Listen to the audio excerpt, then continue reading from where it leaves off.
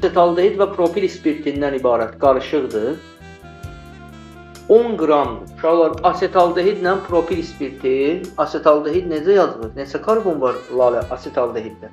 2 karbon var və burada verir, budur. CH3, CH10. Bir də bizə propil spirti verir. Bu da C3H7OH. Bunlar uşaqlar ikisi bir yerdə neçə qramdır? 10 qram. Deyir, bunları gümüş bir oksidin amonyakda məhlulu ilə reaksiyaya salıblar. Gümüş bir oksidin amonyakda məhlulu gümüş güzgüdür.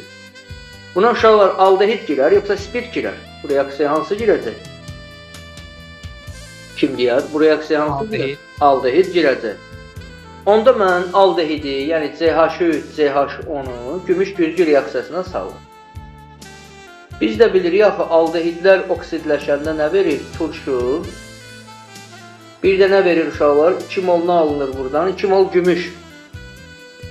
İndi bizə deyir ki, reaksiya gedib 6 qram sirkə turşusu alınır. Mən sirkə turşusunun üzərinə 6 yazıram. Sirkə turşusu özü 60-dır. Onda görək burada nə qədər aldehid var? X yazıram, aldehid özü 44. Tərəf-tərəfə bölürəm. X-in 44-ə bərabərdir 6-nın 60-a. Bununla bu gedir 10. X buradan eləyir, səhv eləmirəmsə 4.4. 4.4 qram burada aldehid var imiş. Bizdən də ilkin qarışıqda propil spirtinin kütlə payını istəyir. İndi Jale sən mənə de görək, əgər ilkin qarışıq 10 qramdırsa, biz tapdıq 4.4 burada aldehid var. Uşaqlar, o zaman spirt neçə qramı var burada? Ondan 4.4'ü Tamerlanla yenəcəm, çıxacam.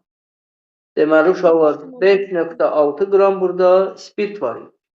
Bizdən də spirtin kütlə payını istəyir. Omega bərabər 5.6 bölü 10 vur 100%. Bu da bununla gedir 10. Burada da qalır 56%. Doğru cavab Y variantı. Yəni, baxın.